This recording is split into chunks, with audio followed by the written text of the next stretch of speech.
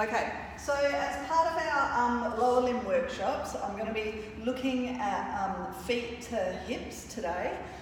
And this is a really simple way for you to learn how to line up your client when you're thinking of footwork on any of your machines, on the Reformer, Caddy or Wonder Chair.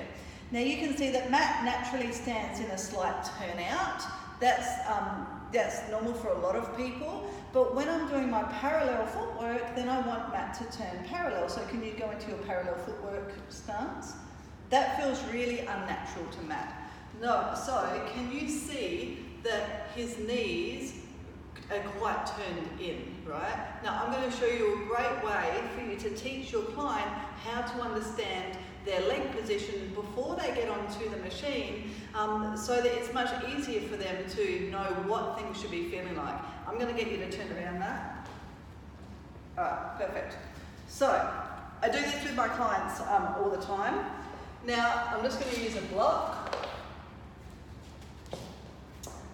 And I want to line up the outside of Matt's foot with the block, right? So that's my parallel footwork, yeah?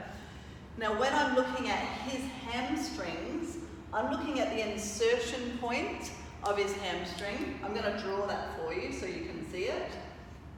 And you can see it because it's like a little indent on the legs. That's the insertion point of his hamstrings. Now they should be facing straight back.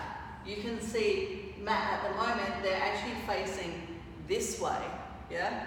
So what I want him to feel is that the thigh, the femur, is wrapping out slightly. That's quite difficult for him to do, but that's his parallel footwork position. Now we're going to go through some warm-up exercises to give him a little bit more flexibility in his feet before he even gets onto the machine, so that then this parallel position is much easier for him to maintain on the machine.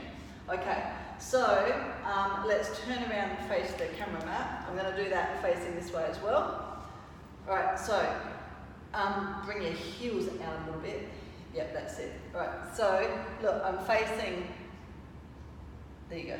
Okay, so that's his parallel footwork position. Now can you see the knee rolls in slightly? I can stand at the back of Matt and look at those two black lines that I've drawn, and I want to make sure that those black lines are facing straight back. So he's going to feel that he's got to really roll his knee out slightly. Yeah, but can you do that without rolling that hip forwards? There you go. Yeah, there you go. Okay. Now, I don't know whether or not you can see, but what happens is Matt wants to lift this part of his foot up. So if you lift that part of your foot up, is it easier for you to roll your knee out a little bit? Yep. Yeah, right?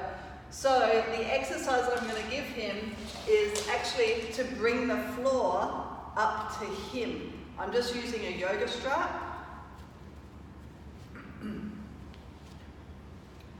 Now let's place that underneath this part of your foot. Yep. There you go. Hold on to that. Have you got that? Yep.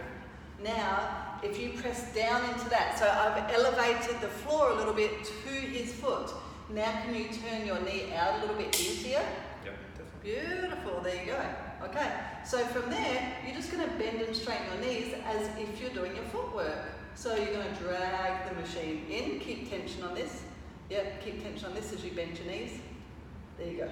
Good. And then stand back up. You're just going to do about 10 of them. Excuse me. A great warm-up for his proprioceptors. His proprioceptors tell him where his body needs to be in space.